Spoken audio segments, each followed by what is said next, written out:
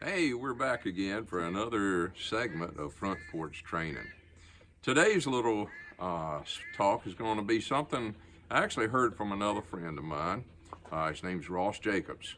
Ross is a horse trainer, veterinarian, writer. He's got 3 books out. Incredible person, incredible horse person from down in Australia. Ross actually comes to the United States and teaches a few clinics a year.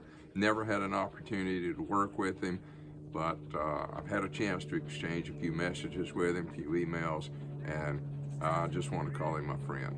But anyway, I'm taking this one from him because I thought it was just a wonderful analogy that I saw him perform. So a lot of times when we get our horse, we really don't understand the stress that we bring forth into that horse. And from the minute we catch that horse to the minute we put that horse away, it's constantly a stress environment for the horse. Now, I had a chance years ago to buy a heart rate monitor for a horse and to be able to monitor the horse's heart rate. Now, what comes with stress is your heart rate. It increases. And every time our stress elevates, things starts happening, our heart rate increases. So it was a little easier for me to kind of witness the things that was going on with the horse in watching the heart rate. But we're going to call it stress is an equal parallel to heart rate. So this is your horse's stress capability. He can hold this much stress. But when the time comes for me to catch my horse, we just added a little bit of stress to him.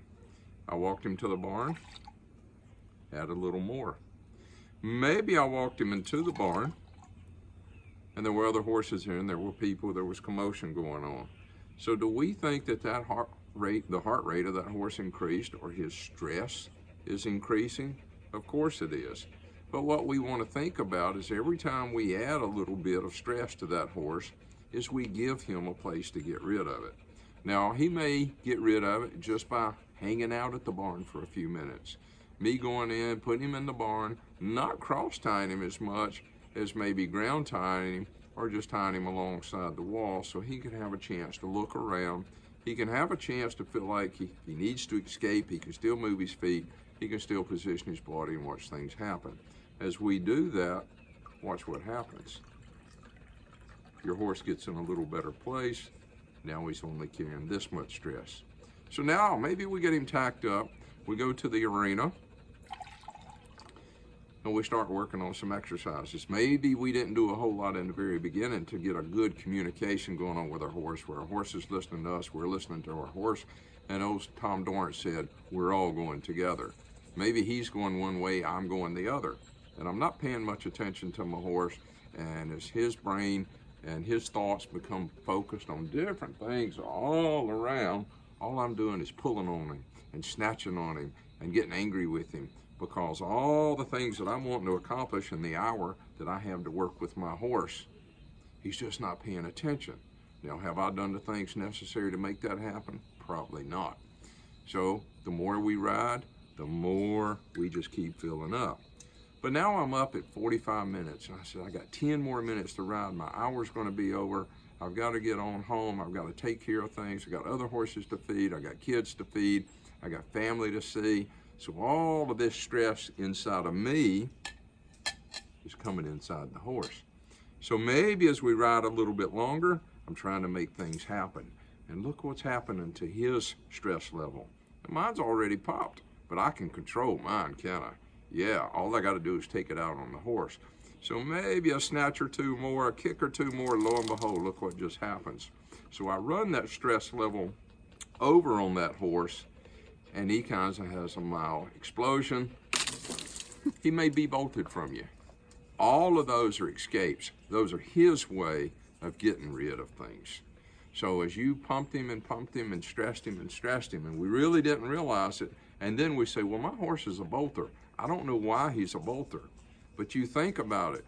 When that horse bolts and he runs away with you, and your hands finally become slack on the reins because there are no reins, and you're on the ground, and your horse runs to the other end of the arena, he doesn't have you pulling on him, and he dumped his glass. You go catch him, and he acts like nothing in the world has happened. He acts like a brand new horse. He looks at you and says, what happened?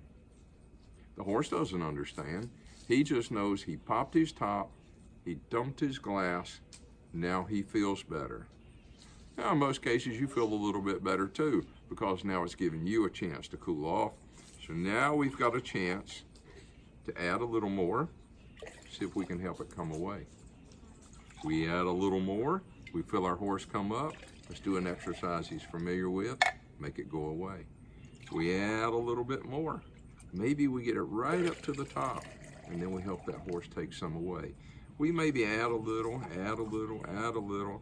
Maybe we get it right to the top and says, let's go back to an exercise that is familiar to my horse. Maybe don't take all the stress away, but get him back down to where he's at a good working level. So y'all think about that next time you ride your horse. Do you run his cup over? We've all heard the expression, the cup runneth over. And that can mean a lot of things, sometimes not so positive. Y'all have a good ride.